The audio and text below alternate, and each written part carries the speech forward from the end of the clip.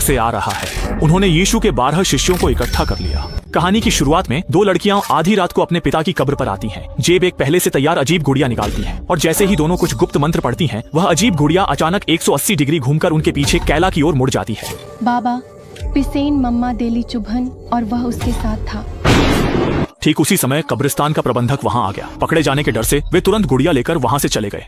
कैला और उसके साथी कार में बात कर रहे थे। उन्हें पता नहीं चला कि रियर व्यू मिरर में एक भूतिया आकृति थी। घर लौटने पर कैला को भूतिया दीवार का सामना करना पड़ा। उसने देखा कि उसकी माँ सोफे पर सो रही है। उसने कंबल ठीक किया और जैसे ही वह अपने कमरे की ओर जाने लगी, माँ की परछाई फिर सामने आ गई।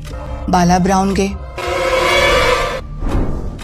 इस समय तक वह सोच रही थी कि शायद धोखा है। उसे चिंता नहीं हुई, वह गुड़िया निकाल ली। अगले दिन उसने उसे कूड़ेदान में फेंक दिया। वह गुड़िया जीवित प्राणी की तरह लगने लगी। स्कूल पहुंचने पर दोस्त का चेहरा खराब लग रहा था और उसकी गर्दन पर एक नीला निशान था। दोस्त ने कहा कि उसने ध्यान नहीं दिया, लेकिन जब कैली स्कूल से घर लौटी तो उसने देखा कि उसकी माँ अब भी पड़ोसी बूढ़े वांग के साथ थी। वह गुस्से में सिर भी न घुमाते हुए सीधे अपने कमरे में भाग गई।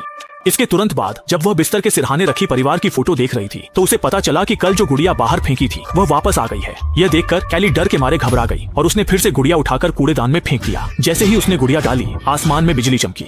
उस रात अचानक तेज बारिश हुई और गरज के साथ बिजली कड़कने लगी। भूत फिर वापस आया और गहरी नींद में सो रही कायला को ढूंढ निकाला। सच में ये तो कमाल है। बेटी की चीख सुनकर माँ भी जाग गई। जब वह कायला के कमरे में दौड़ी तो उसने देखा कि उसकी बेटी दीवार की ओर मुंह करके कुछ बुदबुदा रही है। कायला, जरा रुको। अपनी माँ की शक्तिशाली पुकार सुनने के बाद कायला धीरे धीरे अपनी मूर्छा से होश में आई। इस दिन से कायला में बड़ा बदलाव आएगा। उसके शरीर पर खून के निशान दिखेंगे जिनका कोई सुराग नहीं होगा। उसकी हालत खराब हो जाएगी और उसे समय समय पर लोगों को मरने के लिए कहने आवाजें सुनाई देंगी। महिला भूत हमेशा उसका पीछा कर रही थी। जब उसने दोबारा देखा तो असल में वह स्कूल की एक महिला टीचर थी। कक्षा में उसने देखा कि दोस्त गायब थी।